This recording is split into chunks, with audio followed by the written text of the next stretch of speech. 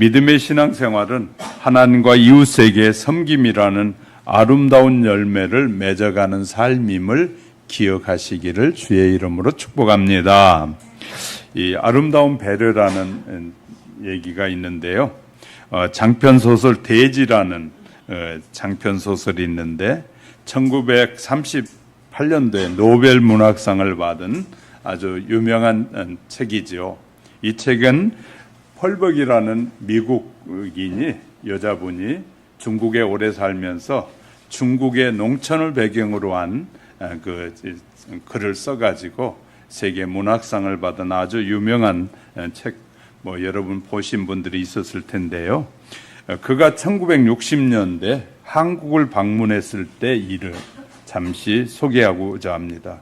그녀는 우선 여행지를 농촌 마을로 정하고 경주를 방문하는데 미처 따지 않는 감이 나무에 매달려 있었습니다. 그래서 펠빅이라는 여자분이 작가가 안내원에게 물어봤습니다. 왜 이 따기 힘들어서 그냥 두는 것이냐라고 질문할 때 안내원이 이렇게 말을 하게 됩니다. 까치밥으로 겨울 새들을 위해서 남겨둔 것입니다 라고 설명을 드렸습니다. 그랬더니 그 설명을 듣고는 바로 이거예요. 내가 한국에 와서 보고자 했던 것이 바로 이 하나만으로도 한국을 잘 왔다는 생각을 합니다 라고 탄성을 질렀다고 합니다. 감이나 대추를 따더라도 까치밥을 남겨두는 날짐승도 배려하는 우리 민족은 이 봄에 밭에 씨앗을 심을 때도 셋을 심었다고 해요. 농촌에서는 하나는 하늘 위에서 심고 또 하나는 땅의 벌레를 위해서 심는다는 거예요. 그리고 또 하나는 내가 나눠 먹겠다는 뜻으로 이 씨앗을 3개를 심는다는 것이에요. 그래서 우리가 이렇게 심을 때 씨앗을 뿌릴 때도 3개씩 이렇게 뿌린 이유가 하나는 하늘을 위해서, 하나는 이 땅속에 있는 지렁이나 벌레를 위해서, 또 하나는 이렇게 좋은 것을 거두어서 나눠 먹기 위한 그런 마음이었다라고 합니다. 펄백 여사는 저녁에 더욱 이 진기한 풍경을 보게 되는데 해가 뉘엿뉘엿 기울어 가고 있을 때 황혼에 지게에 볕단을 지고 달구지 옆에서 볕단을 지고 가는 농부의 모습을 보게 됩니다. 우리가 어렸을 때 참 많이 봤던 모습이거든요. 그녀가 그것을 보고 힘들게 지게의 짐을 따로 지고 달구지에 올리면 아주 간단한데 왜 저렇게 지고 가느냐, 종일 일하느라고 힘들었을 텐데 소달구지에 타고 가면 더욱 편할 텐데 지게에다가 소달구지 옆에서 걸어가느냐라고 생각이 들어서 이제 또 안내원에게 물었습니다. 그랬더니 그 안내원이 농부에게 물어보세요. 농부에게 물어봤더니 이렇게 대답했답니다. 왜 소달구지에 타지 않고 힘들게 짐을 지고 갑니까? 그러자 농부가 이렇게 대답했습니다. 에이, 어떻게 내가 타고 갑니까? 저도 종일 일했지만 소도 종일 일했으니 짐도 나누어지고 가야지요. 이것이 당시에 우리나라에 흔히 볼 수 있는 풍경이었습니다. 그녀는 미국으로 돌아간 뒤에 이 모습을 이 세상에서 가장 아름다운 풍경이었다라고 그녀는 묘사하고 있습니다. 서양의 농부라면 누구나 당연하게 소달구지에 짐을 싣고 자기도 타고 편하게 집으로 향했을 것인데 한국의 농부는 소의 짐을 덜어주고자 자기의 지기에 볕단을 한 짐 지고 소와 함께 귀가하는 모습을 보면서 온몸에 전율이 느껴졌다라고 그녀는 쓰고 있습니다. 이렇게 열매나 씨앗 하나에도 배려하고 소의 짐마저 덜어주는 한국 농부의 마음이 우리나라 선조들의 이 마음, 단순히 넘기지 않고 그런 마음을 감동으로 받아들인 그 시각과 따뜻한 마음이 지금은 아쉬워져 가고 있는 때에 우리가 살고 있는 것입니다. 오늘도 내가 만난 모든 사람들에게 좋은 만남이 되어주는 저와 여러분이 되어줄 수 있기를 주님의 이름으로 축복합니다. 그것을 영어로는 God bless you라고. 그러니까 우리는 다른 사람에게 뭔가 이 사랑을 남겨주고 이 따뜻한 마음을 전해주고 이 배려할 수 있는 마음을 갖는 저와 여러분이 된다면 하나님이 너무 기뻐하시는 하나님의 사람이 될 줄 믿으시기 바랍니다. 오늘 본문에서 믿음, 소망, 사랑은 그리스도인에게 주어진 3대 보물로 잘 알려져 있습니다. 우린 보물하면 이게 자꾸 금만, 돈만 생각하는데 우리에게 좋은 성품도 보물이고요. 우리가 예수 그리스도를 믿는 것도 보물입니다. 할렐루야. 소중한 것을 보물이라고 하잖아요. 그러니까 우린 소중한 것이 무엇이냐인데 자꾸 우리의 의식에는 돈, 명예, 이 금, 보석 이런 것이 보물이라고 생각하는데 우리나라 문화재법에 가보면 문화재가 보물이라고 하는데 남대문도 보물이고요. 우리나라 보물 1호예요. 남대문. 그러니까 우리는 보물이라는 의식이 바뀌어야 돼요. 우리는 잘못된 의식, 물량주의에 자꾸 빠져 있다 보니까 보물하면 그곳에 초점이 맞춰져 있는데 보물은 소중한 것이 보물이다. 할렐루야. 그래서 성경이 말하는 소중한 건 믿음, 소망, 사랑이 아주 우리에게 기독교에 있어서 아주 소중한 보물이에요. 할렐루야. 이것은 하나님의 백성으로 부름을 받은 성도의 삶을 온전하게 하는 필수적인 요소로서 저마다 주어진 빛을 발휘하는 것입니다. 믿음은 예수 그리스도께서 나아가서 그 구원의 약속에 동참할 수 있게 하는 힘이 되고, 소망은 하나님의 나라를 향해서 흔들림 없이 나아가게 하는 희망의 열매이고 생활의 열매라고 할 수 있는 것이 소망이에요. 그리고 사도 바울은 성숙한 그리스도인들에게만 찾아볼 수 있는 믿음, 소망, 사랑 이 세 가지 보물의 영원성에 대해서 영원한 것이라고 우리에게 말해주고 있습니다. 그리고 이 세 가지 보물 중에 가장 가치 있고 완전한 보물은 사랑이다라고 말해주고 있습니다. 오늘은 믿음, 소망, 이 사랑, 본질에 대해서 살펴보면서 사랑이신 예수 그리스도와 연합하는 성도들의 삶을 함께 살펴가는 시간에 더 큰 은혜가 임하시기를 주님의 이름으로 축복합니다. 첫째, 믿음은 개인적인 구원과 관련이 있는 것이다 라는 것이죠. 믿음은 구원. 그래서 본문 13절에 보면 믿음, 소망, 사랑 이 세 가지는 항상 있을 것인데 그 중에 제일은 사랑이다 라고 하면서 기독교의 제일 중요한 진리 세 가지를 말씀하고 있습니다. 그 중에서도 제일은 사랑이라고 하셨는데 그 이유는 사랑은 믿음과 소망의 뿌리가 되기 때문이다. 뿌리가 된다. 죄인을 구원하시려고 독생자 예수님을 보내시기까지 하신 하나님의 사랑이 아니었다면 모든 사람은 예수님을 믿을 수도 없고 이 천국에 대한 소망도 전혀 없었을 것입니다. 이처럼 믿음과 소망은 다 개인을 위한 것이지만 사랑은 이웃을 위한 것이기 때문에 더 큰 것이다. 할렐루야. 믿음과 소망은 우리 개인을 위한 것이라면 사랑은 이웃을 향한 것이다.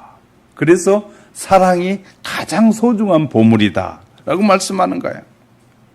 또한 믿음과 소망은 개인에게 속한 것이라면 사랑은 하나님께 속한 것이기 때문에 사랑이 제일이다.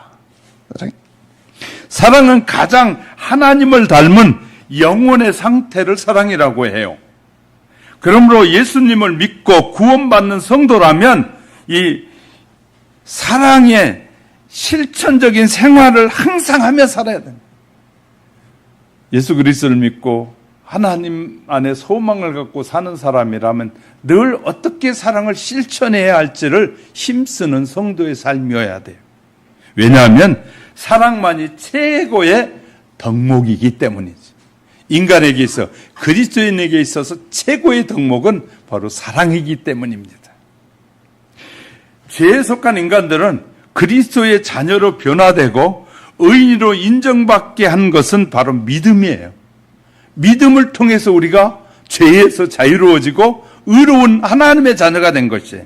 인간의 중심을 모신 하나님은 오직 인간의 마음 중심에 있는 그 믿음, 하나님을 향한 믿음을 보시고 그것을 통로로 삼아 한없는 당신의 사랑을 부어주십니다. 하나님 우리에게 지속적인 사랑을 부어주신 통로가 뭐냐면 믿음이라는 통로예요. 할렐루야. 내가 예수 그리스도를 믿는 그 믿음이라는 통로를 통해서 하나님이 우리에게 지속적으로 공급해 주신 은혜가 있기 때문이다. 믿음은 하나님께서 주시는 무조건적인 구원의 은혜를 받아들여서 죄와 무관한 하나님의 사람으로 살아갈 수 있게 하는 것이에요. 성도들은 이 믿음을 통해서 하나님께서 보내주신 구세주 예수 그리스도를 만나고 영접하여 의로운 음으로 인정을 받게 의롭다 하심을 입은 자녀가 되는 것입니다. 하나님의 한없는 자비와 사랑에 대한 절대적인 신뢰 외에는 아무것도 이 죄 아래 있음을 이 죄의 이 굴레에 매인 인간을 하나님의 자녀로 변화시킬 수가 없단 말이야. 삶과 죽음이 하나님의 주관 아래 있음을 고백하고 담대한 믿음으로 주 앞에 나갈 때 인간은 모든 죄악을 사함받고 의로움으로 인정받게 되는 것입니다. 믿음은 최종적으로 완전한 구속을 확보해 주는 것이 믿음입니다. 그리고 지속적인 하나님의 은혜를 경험하게 할 뿐만 아니라 하나님의 거룩하심을 닮아가게 하는 것이 믿음입니다. 끊임없이 악의 파도가 밀려오는 세상 가운데서 하나님의 백성으로 온전한 삶을 살아가게 하는 그 힘도 믿음의 힘입니다. 할렐루야.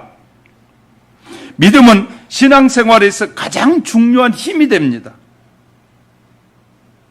믿음이야말로 눈에 보이지 않는 하나님의 현존하심을 깨닫게 하고 예수 그리스도의 삶과 고난이 곧 죄인들을 위한 구속의 사역의 완성이었다는 사실을 깨닫게 하는 놀라운 힘이라고 히브리서 기자는 히브리서 11장 1절에서 말해주고 있습니다.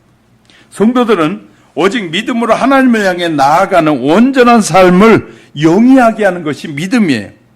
따라서 하나님의 뜻을 발견하고 그 뜻을 실현하기 위해서는 굳센 믿음이 있어야 돼. 굳센 믿음만이 이 어려운 세상에서 하나님의 자녀의 삶을 살아가게 합니다.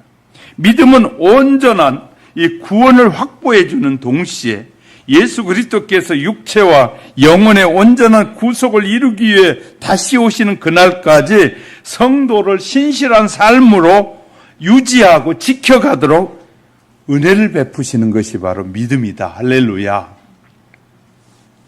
예수님께서 믿음의 실천을 어떻게 해야 되는지에 대해서 가르치시면서 이 선한 사마리아인의 비유를 통해서 말씀해 주셨어요. 강도를 만난 사람에게 사마리아 사람이 찾아가서 그에게 기름을 붓고 포도주를 부어주고 또 상처를 싸매주고 짐승에 태워줘서 주마개로 데려가고 데나리온 둘을 주인에게 내주면서 잘 도와달라고 부탁하고 그것이 부족하면 내가 다시 돌아올 때 주겠노라고 하는 것이 바로 선한 사마리아인의 모습이었어요. 이같이 이웃사랑을 실천하는데 원인이 되기도 하는 것입니다. 하나님을 사랑하는 자, 곧 하나님을 참 믿음을 받은 하나님의 사람은 시간과 물질을 들이고 노력을 정성을 다하며 사는 것이 하나님의 자녀라. 열심히 벌고 해가지고 자기를 위해서 나를 위해서 사는 것이 아니라 열심히 벌어서 하나님의 그 사랑을 실천하기 위해서 열심히 벌어야 돼. 할렐루야. 이것이 바로 하나님의 자녀의 삶이라는 거예요. 하나님께 정성을 다하여 드릴 줄 모르는 사람은 참 믿음이 있다고 볼 수 없는 것입니다. 하나님을 사랑한다고 볼 수 없는 것이에요. 또 이웃에 대하여 굶주리고 헐벗고 사는 사람이 보이면 도와주는 것이 당연히 하나님의 사랑을 받은 자의 삶이어야 된다. 슬픔을 당한 자에게 위로해 주면서 어려움을 당하는 자를 위해서 기도해 주고 지옥에 떨어진 죄인들에게 복음을 전해주는 예수 그리스도를 믿는 그 사랑으로 돌보아 줘야 한다는 거예요. 할렐루야. 이것이 바로 그리스도의 참 사랑이라는 것입니다. 옛날부터 내려오는 얘기 중에 이런 얘기가 있어요. 이 시어머니와 며느리가 사이가 좋지 않아서 매일같이 시어머니는 아들에게 막 잔소리를 하고 며느리는 남편에게 면박을 주면서 왜 저런 시어머니가 있냐고 막 하면서 늘 관계가 좋지 않았어요. 아들은 양쪽에 끼어가지고 참 힘든 삶을 사는 그런 아들이었어요.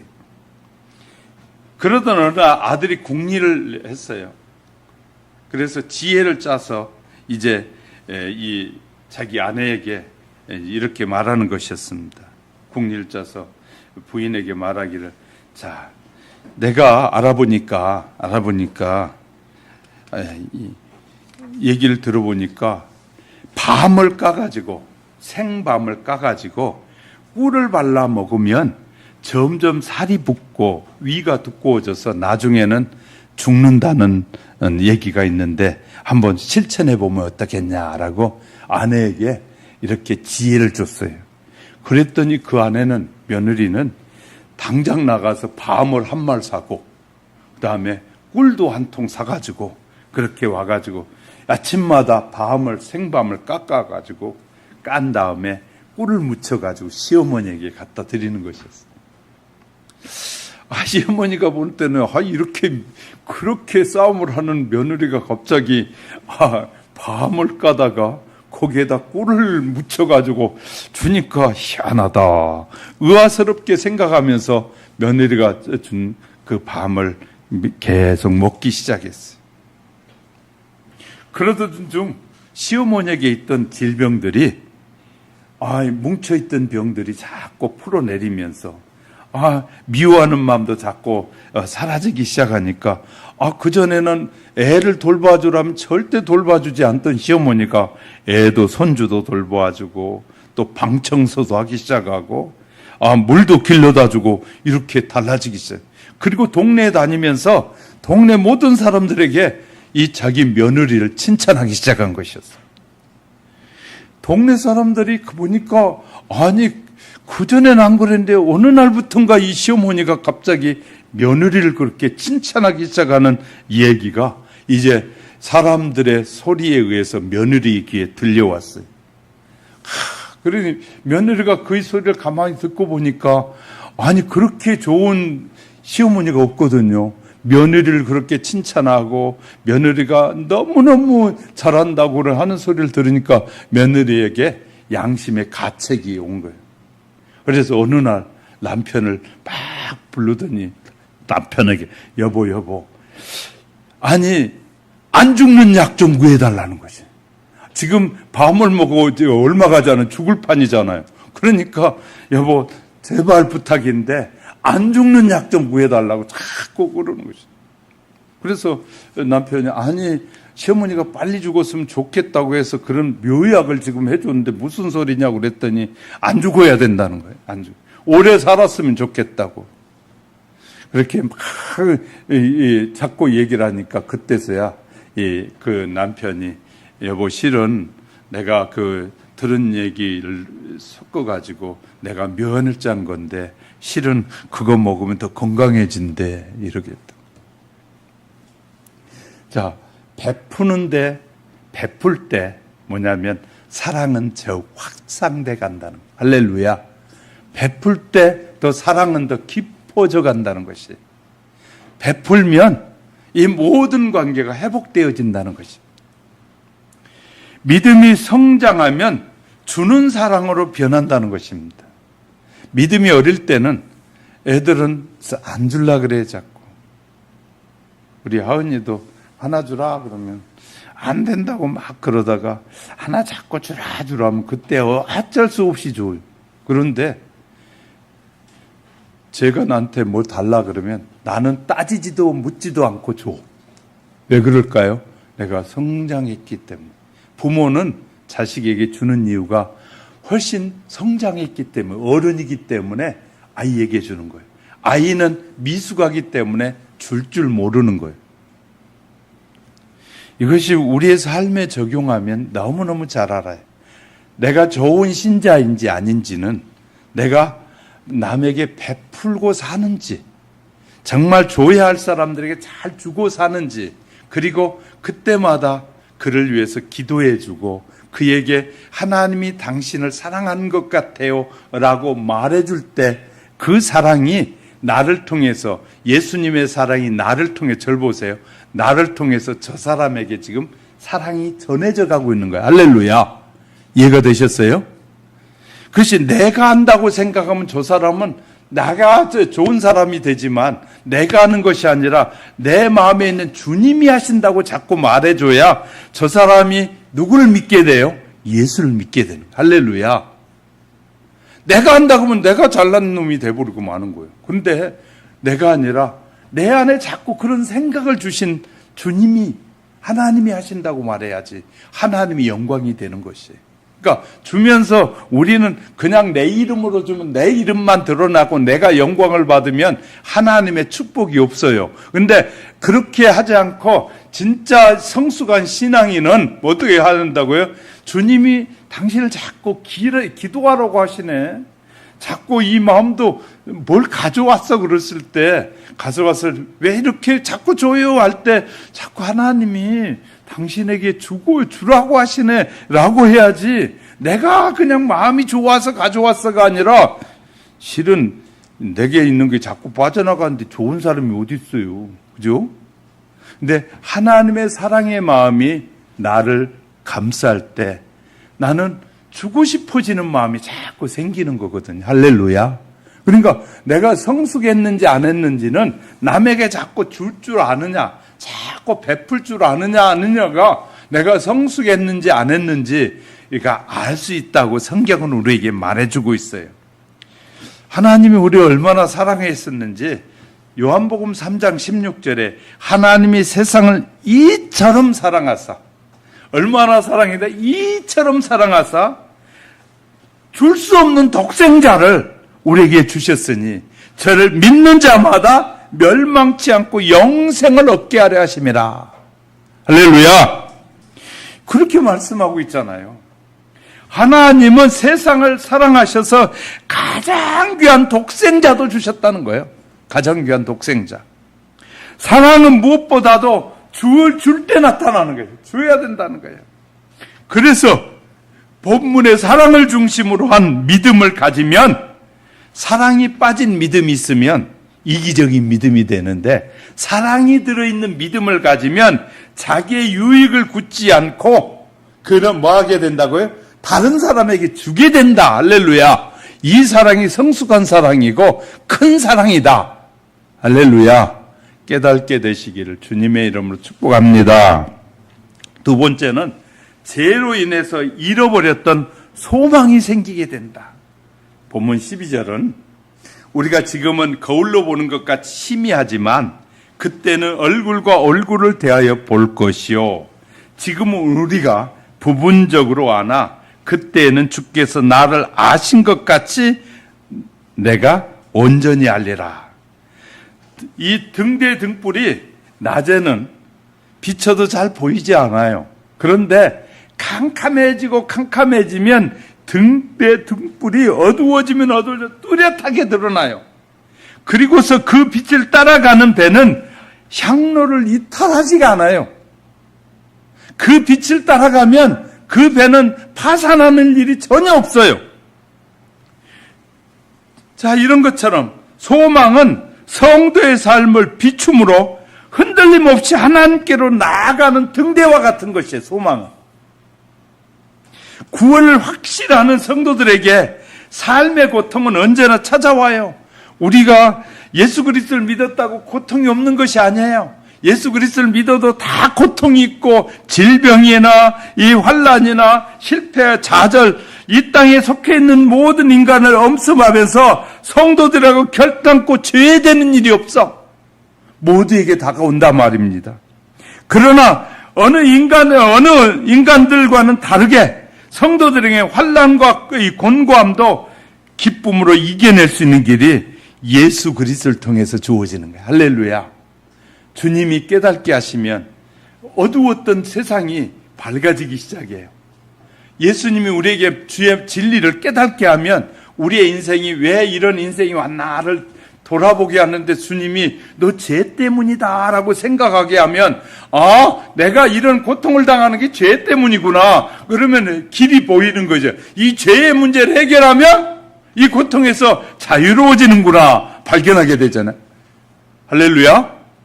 너무너무 쉬운 거예요. 하나님의 말씀을 대하고 하나님 앞에 기도하면서 하나님께 집중하면 내게 돌아왔던 이 어려움과 시련들이 무엇 때문이었음을 하나님은 깨닫게 하실 때가 있어요.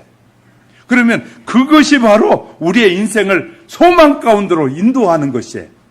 캄캄한 어둠 속에 배가 가는데 어디에선가 빛이 하나 쫙 비춰지는 거예요. 그 빛이 쫙 비춰지는데 그 빛이 이렇게 인도하는 대로 따라갔더니 항구로 가는 것처럼, 그러니까 우리 캄캄한 우리의 인생길에서 하나님의 말씀의 빛이 우리에게 딱 비춰지는데 그 말씀들을 했더니 우리가 소망이 넘치는 세상을 향해 가게 되는 거예요. 할렐루야. 그러니 얼마나 우리에게 이 깨달음의 은혜가 소중한 것인지 몰라요. 그러니까 어린아이 때는 잘 몰랐는데 어른이 됐다는 것은 자꾸 깨달아지는 것이 많아지는 거예요.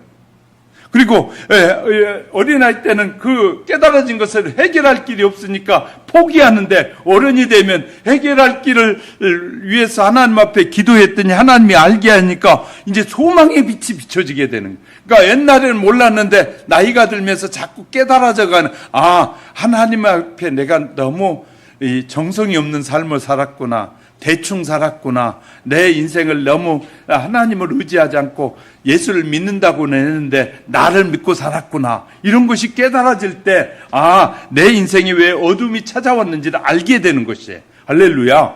이렇게 깨달아가는 거예요. 어른이 돼가면서, 성장하면서.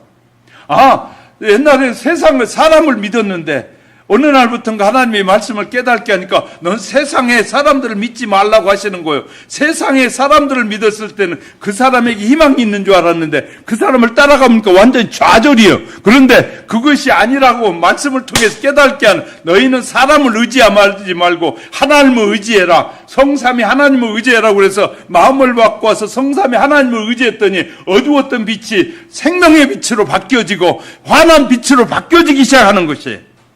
주님 앞에서 이렇게 살아가는 삶으로 바뀌어지는 것이에요. 그러면 이제 여정이 흔들림 없는 여정을 살아갈 수 있게 되는, 소망의 등대를 향해 살아가게 되는 것이에요. 할렐루야. 예수님 앞에 간음하다가 현장에 불려온 한 여인이 있었습니다. 구약에 보면 율법을 간음하다가 잡히면 돌로 쳐 죽이라고 되어 있어요. 예수님은 이 올무에 넣으려고 유대인이, 지도자들이 일부러 꾸며내 이 여인을 붙잡아 가지고 왔어요. 그리고 예수님에게 질문하기를 돌로 쳐 죽일까요 말까요? 그렇게 질문하는 것이었어요. 죽이라고 하면 예수님이 하나님의 아들이면서 어떻게 사람을 죽이라고 합니까? 라고 할 것이고, 죽이지 말라고 하면 율법에 돌로 쳐 죽이라고 했는데 당신은 하나님의 계명을 어깁니까? 이렇게 트집을 잡으려는 것이었어요. 어느 쪽으로도 말해도 올무에 걸리게 돼 있는 것이에요. 그래서 예수님 땅바닥에 엎드려 글씨를 쓰기 시작했는데 무슨 글씨를 거기에 썼을까? 그것을 또 해석하는 사람들이 많은데 너무 쉬워요. 이렇게 썼을 것으로 생각돼요. 너희 중에 누구든지 정말 죄가 없거든 이 여자를 돌로 치라. 그렇게 쓴 것 같아요. 그랬더니 그 글을 쳐다본 사람들마다 한 명, 두 명씩 양심의 가책이 되니까 다 도망갔단 말이에요.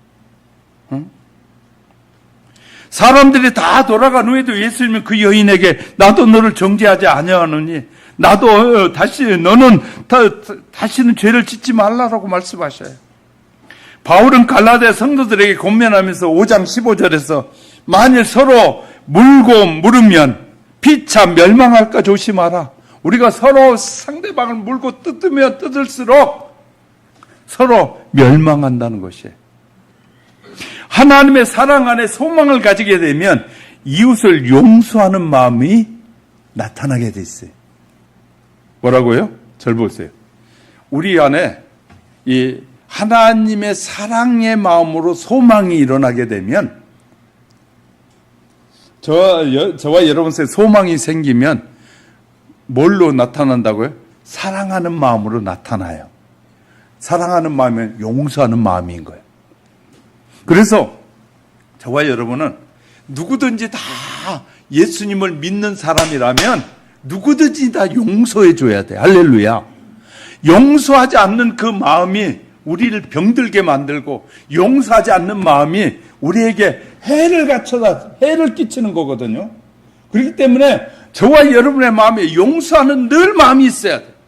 누구든지 나에게 무슨 짓을 했어도 그를 용서하는 마음이 있을 때만이 정말 필요한 십자가의 사랑이 나타날 때 그곳에는 나도 치유함을 받고 상대방도 치유의 역사가 일어나. 할렐루야. 용서를 잘하는 사람이 좋은 믿음의 사람. 그는 소망의 사람이에요. 소망의 사람. 예수님께서 십자가에 달렸을 때 못 박은 쓴 무리를 향해서 쓰라린 고통 중에 예수님이 이렇게 말씀하셔요. 예수님 십자가에 못 박아 죽였다는 것은 예수님을 완전히 죽인 사람들이잖아요. 그들 향해서 예수님은 아버지여 저들의 죄를 용서해 주옵소서. 자기가 하는 것을 저들이 저렇게 하는 것은 어리석어서 그런 겁니다. 유혹에 빠져서 그런 것입니다. 우리는 누구든지 뭐 해야 된다고요? 다 용서해 줘야 돼. 용서할 수 있어야 돼. 왜? 용서하지 못한 마음은 아내든 남편이든 부모든 자식이든 누구든 관계에서 사람과 관계에서 용서하지 못한 마음은 서로에게 암덩어리가 되는 것이에요. 그래서 암병에 걸린 사람들 대부분은 응어리가 남아있어서 그래. 남을 미워하고 원망하고 불평하는 그런 마음들이 남아있으면 절 보세요. 얼굴에 해피함이 없어. 기쁨이 없어져. 그러면 반드시 뭐가 찾아온다고요? 질병이 찾아오고.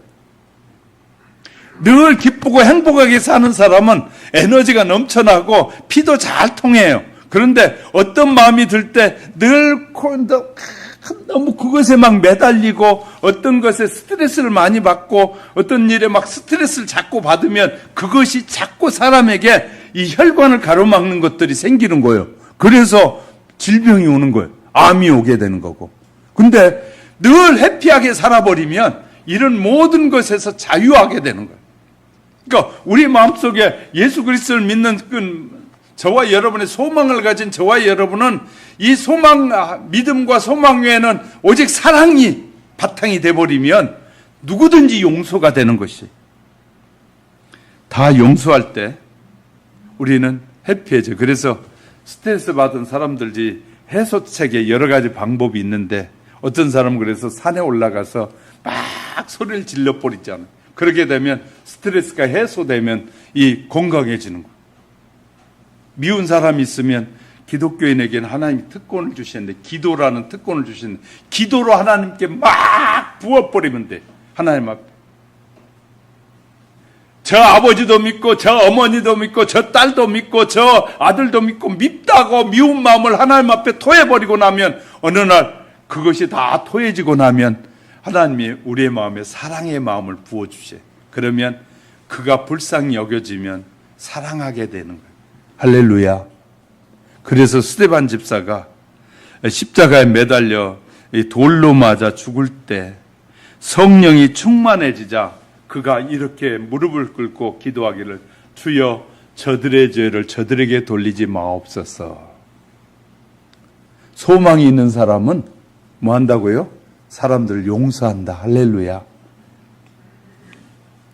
부산에서 자기 아버지를 찔러 죽이고 감옥에 들어간 죄인의 가족들이 있었는데 그 죄인의 가족들이 가난하게 굶주리고 산다는 소식을 듣고 자기 아버지를 죽인 아들이, 이 아들이 그 집이 가난하게 살고 먹을 것이 없다 그러니까 쌀을 몇 가마니 사가지고 주었다는 신문 기사가 난 적이 있어요.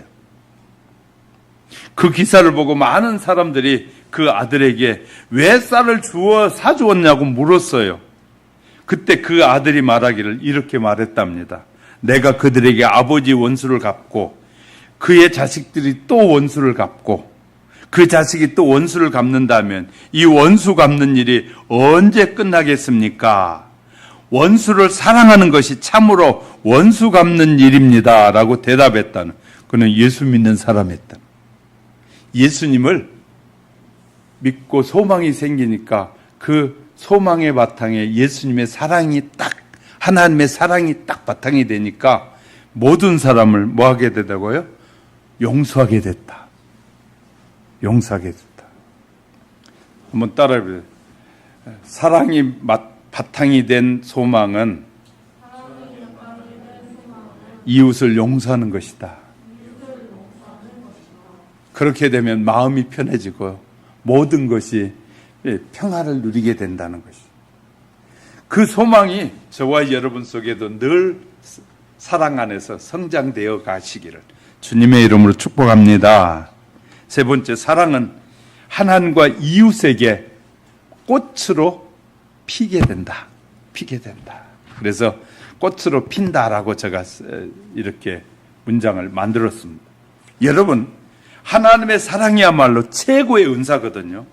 고린도전서 12장에 성령의 여러 가지 은사를 말씀하고 계셔요. 이 지혜의 말씀, 지식의 말씀, 믿음의 은사, 신유의 은사, 능력의 은사를 말씀하시다가 제일 마지막에 와서 바울은 너희는 더욱 큰 은사를 사모하라 라고 권면하면서 고린도전서 13장으로 싹 넘어오면서 13장에서 가장 큰 은사가 사랑의 은사다 라고 말하는 거예요. 사랑의 은사. 다른 은사가 다 있어도 사랑이 빠져버리면 온전한 은사가 되지 않는다는 거예요.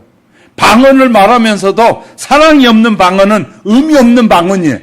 애언을 말하면서도 그리스도의 사랑이 빠진 애언은 별로 큰 능력을 발휘하지 못한 애언이 되는 것이에요.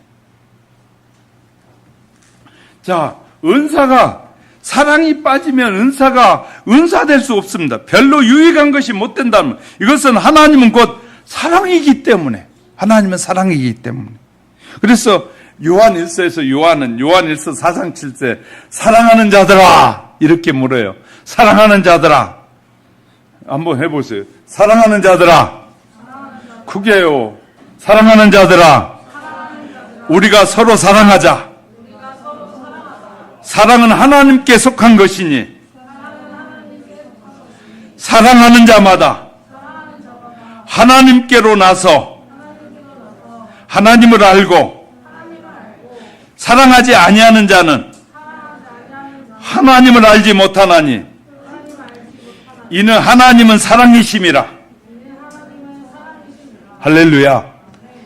하나님은 사랑이시기 때문에 사랑하지 않는 것은 하나님께서 난 것이 아니라는 거예요. 사랑하는 자만이 하나님의 사랑에서 난 것이라는 거예요. 그래서 모든 은사도 사랑이 빠진 그런 은사는 의미 없는 은사라는 거예요.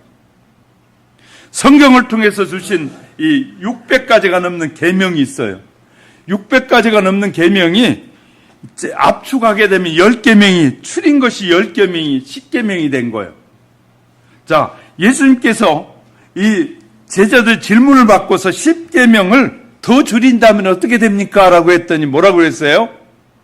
하나님을 사랑과 마음과 뜻과 정성을 다하여 하나님을 사랑하는 것과 이웃을 내 몸과 같이 사랑하는 것이다. 자, 성경의 핵심은 뭐예요? 하나님을 사랑하는 것과 이웃을 내 몸과 같이 사랑하는 것이 성경의 전체의 핵심이다. 내용이다. 이렇게 말씀하신 거예요. 이렇게. 자, 하나님을 사랑하는 사람은 다른 신을 섬기거나 이 우상을 숭배하거나 하나님의 이름을 망령되이 일컬을 수 없다는 것이에요. 하나님을 사랑하지 않기 때문에. 이해가 되셨어요? 그러니까 제가 말씀드렸잖아요. 목사님들 중에서도 하나님을 함부로 말하고 있다면, 하나님의 이름을 망령되이 일컬고 있다면 하나님을 사랑하지 않는다든지, 그렇지 않으면 하나님의 사랑이 축소됐기 때문에, 아주 적기 때문에 하나님의 이름을 함부로 여기는 거예요. 성숙한 자녀들은 부모의 이름을 함부로 막 사람들 앞에서 막 떠벌리지 않아요. 정말 성숙한 가족들은, 성숙한 아내나 남편은 이 서로의 허물을 막 사람들 앞에 드러내지 않아요. 근데 성숙하지 못한 사람은 막 드러내는 것이죠. 자, 그래서 바울은 갈라디아 성도들에게 이렇게 권면합니다. 이 갈라디아서 5장 14절에 온 율법은 내 이웃 사랑하기를 내 몸과 같이 하라 하신 한 말씀을 이루었나니, 말씀과 같이 모든 덕 중에 최고의 덕은 사랑이라고 분명히 가르쳐주고 있어요. 사랑이다. 성경이 말한 믿음, 소망은 영생을 얻기 위한 방편일 뿐 궁극적인 목적은 아니에요. 따라서 모든 사람이 주님의 얼굴을 직접 대하여 보는 날, 모든 것이 부분적으로 보이던 것이 완전하게 보인 그때는 믿음, 소망은 다 사라져요. 그리고 믿음은 죄 가운데서 부르신 하나님께 한없는 감사와 신뢰를 표현하는 것이라면, 소망은 실제로 현실에 이루어지는 것이 되는데, 오직 십자가로 보여준 사랑만은 남아서 영원한 삶 속에 가는 것이 사랑이에요. 할렐루야. 사랑은 하나님의 속한 속성이에요. 영원한 속성이에요.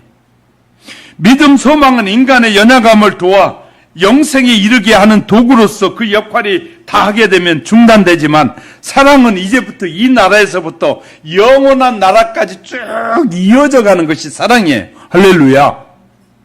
십자가의 사랑은 이 땅에서 뿐만 아니라 영원한 세계까지 이어지는 것이 십자가의 사랑이라고 말해. 하나님은 당신의 아들 세상에 보내주심으로써 참된 사랑을 확실하게 우리에게 말씀해 주고 계신 겁니다. 따라 성도들은 하나님의 사랑하고 이웃과 삶 속에서 사랑을 실천함으로써 하나님의 그 영원한 사랑을 보여줘야 되고, 또 내가 그 사랑을 닮아가는 신자가 건강한 신자고 성숙한 신자예요. 참된 사랑은 순종하는 실천 속에서 하나님과 온전한 연합된 성숙한 그리스도인에게 일어나는 모습이다 말이에요. 자, 이런 하나님께서 약속하여 보여주신 진실한 사랑은 약한 것은 감싸주고 위로하는 것으로 표현되어 나타납니다. 오늘날 많은 사람들이 다른 사람의 약점이나 아픔을 감싸주고 위로하고 용기를 북돋아주는 일은 점점 줄어가고 있어요. 세상이 악해져 가니까 이제는 어떻게 저 사람 단점을 드러내야 내가 성공한다, 저 사람 장점도 살리고 내 장점도 살린다, 그런 생각이 아니라 저 사람을 죽여야 내가 산다, 저 사람도 살고 나도 살아야 되는 것이 그리스도인이고, 세상의 문화는 저가 죽어야 내가 산다는 거예요. 이것이 세상이에요. 베드로 사도는 이 베드로전서 4장 8절 무엇보다 열심으로 서로 사랑할지니 사랑은 허다한 죄를 덮어주느니라. 부부 사이에 좋은 아름다운 사랑을 이어가려면 자꾸 덮어줘야 돼. 부족함을 왜냐하면 세상의 모든 사람은 모두 다 뭐하기 때문에요? 장점과 단점이 있기 때문에. 완벽하다는 남자든 완벽하다는 여자든 누구든지 장점이 있고 단점이 있어요. 누구든지. 그런데 좋은 부부는 주님의 사랑의 십자가의 사랑을 깨달은 좋은 신자는 서로의 아픔과 서로의 약점을 덮어주고 장점을 드러내주는 거예요. 할렐루야.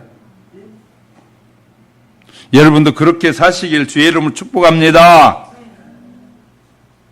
절대 다른 사람에게, 이웃들에게 내가 사랑하는 사람을 함부로 대하지 않고 덮어주고 싸매주는 그런 지혜가 늘 충만해지시길 바랍니다.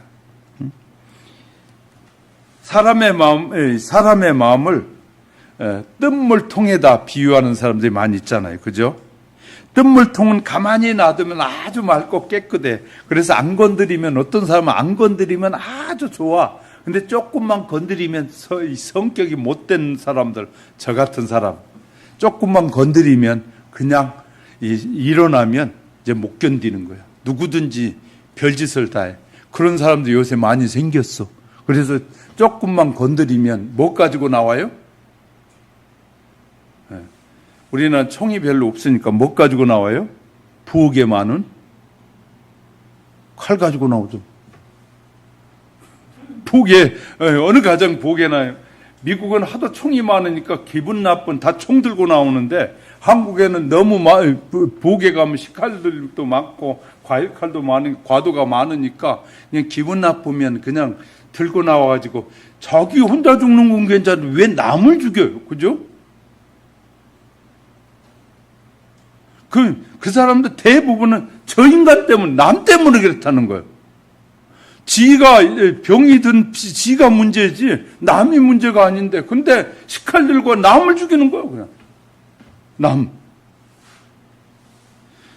사람이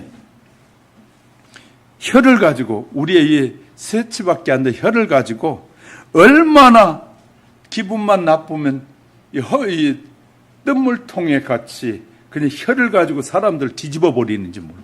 수많은 사람을 죽이는 거예요. 오늘날 그 일을 누가 가장 잘하느냐? 언론이 그 짓을 잘하고 있어요. 언론의 거짓말들. 언론인의 가장 핵심이면 진실이에요. 진실한 보도를 하는 것이 맞다고 지금 저희가 맞다고. 목사님 말이 맞아요! 하고 지금 하는 거예요. 언론인의 첫 번째가 진실을 말하는 거예요. 올바른 것을 알려줘야 되는 것인데, 가짜 언론이 얼마나 많이 있는지 몰라요. 가짜로 대통령이 될 사람이 대통령이 안 되기도 하고, 그렇게 가짜가 얼마나 많은지 몰라요.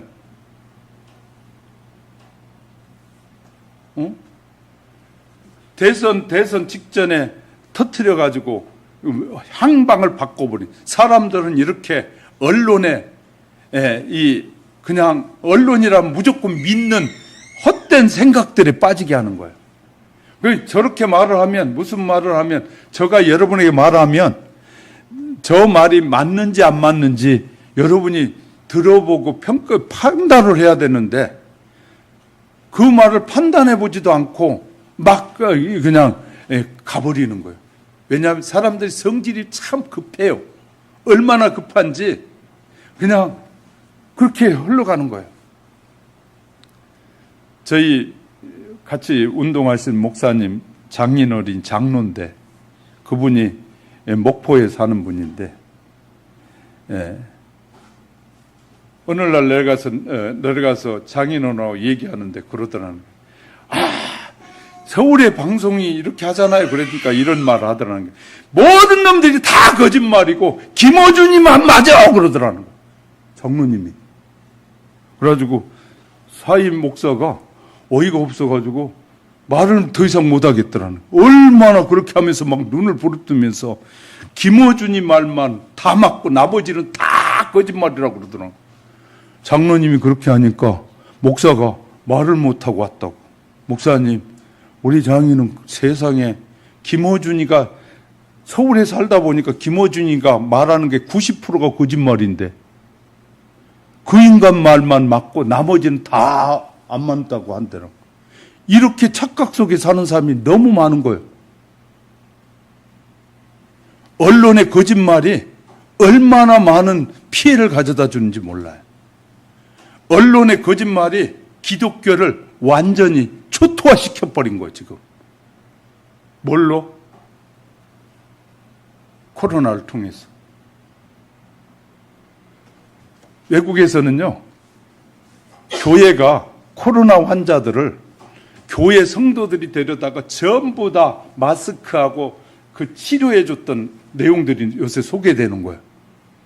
외국의 교회들이 코로나 환자가 생기면 교회에다 모셔다가 그들 다 돌보아줬다는 거예요. 그랬더니 그 교회가 싱가포르에 있는 모 교회가 2배, 3배가 성장했다는 거예요.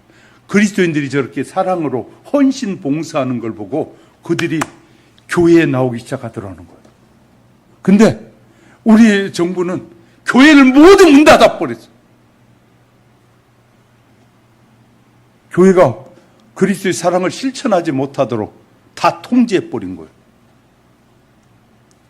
그분이 얼마 전에 우리 기독교 방송에 와서 그분이 간증하면서 우리는 코로나 때 우리 교회는 몇 배로 성장했습니다. 우리는 마스크하고 그들 환자들을 친히 돌보고 그들의 고통을 함께 나누고 베풀었습니다. 그랬더니 사람들이 교회로 몰려오기 시작합니다. 정말 무엇이 진짜인지 우리는 늘 구별하며 살아야 됩니다. 특별히 세상 사람들의 말에 그리스도에는 분별력이 있어야 돼.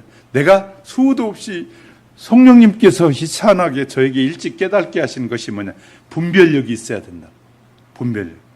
올바른 판단력과 분별력을 가져야 된다고 저에게 깨닫게 하시는 거예요. 그래서 저 메시지, 많은 메시지에서 그리스도에는 분별력이 있어야 된다는 얘기를 자주 하게 된 이유가 저에게 그렇게 말씀하셨기 때문인 거예요. 마지막 때는 분별력이 없으면 망하게 되는 것이고 판단의 잘못된 판단은 엄청난 문제를 일으키기 때문에 저와 여러분은 하나님의 말씀이 그러한가 그렇지 않은가를 늘 찾아보는 그런 훈련을 또 해야 되고요. 그리고 하나님의 말씀이 그렇다면 따라가는 지혜가 있어야 돼요. 예수님의 십자가의 사랑을 깨달은 성도는 도리어 이웃의 허물과 죄를 덮어주고 감싸줘야 돼. 예수 믿는 사람이 그러면 안 돼요. 우리는 정말 우리 삶에서 저희가 저희 산아파트 아랫집에서 우리 문에다 붙여놨어요. 물이 새는 것 같아요 하고 붙여놨길래 그리고 찾아왔어요. 바빠서 못 내려갔더니 찾아왔길래 이제 내려가 봤어요. 그랬더니 부엌에 있는데 천장이 이렇게 물이 샜더라고요. 그래서 주인에게 전화해가지고 샌다고 했더니 수리기사를 보내줬어요. 어쩌게 다 끝나고 저녁에 8시가 넘어서 들어가면서 내가 다시 찾아가가지고 어제 수리했는데 괜찮으시냐고, 얼마나 불편하셨냐고. 거기도 예수를 믿는 가정이에요. 집사님 가정인지 알아요. 그럼에도 불구하고 저가 목사인 줄은 몰라. 근데 저가 가서 얼마나 불편하셨냐고.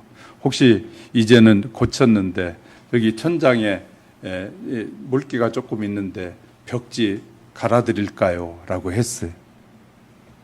그랬더니 집사님이 아닙니다.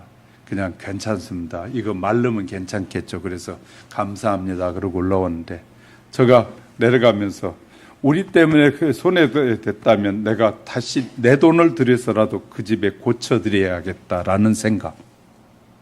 그런데 저는 그런 생각으로 갔는데 그 집은 고쳐달라는 말이 아니었어요.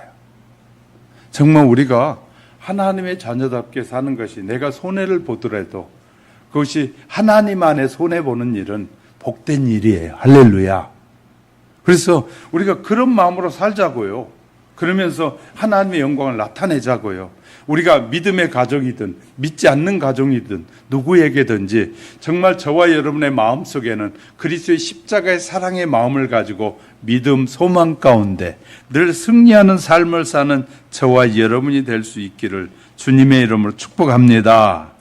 선지자를 통해서 말씀하신 내용을 이런 겁니다. 미가서 7장 6절에 보니까 모든 죄를 깊은 바다에 던지신다. 하나님께서 우리의 허물은 다 깊은 바다에 던져버렸다는. 우리는 그런데 전혀 손해보지 않고 나 이득만을 위해서 살려고 하는 것은 그리스도인의 인색한 그리스도인, 성장하지 못한 성도들의 삶인 것이에요. 정말 우리는 인색함을 버리고 정말 이 주님의 마음을 가지고 다른 사람에게 주의 영광을 위해서 사랑을 실천하는 저와 여러분으로 하루하루의 삶이 성장되어 가시기를 주님의 이름으로 축복합니다.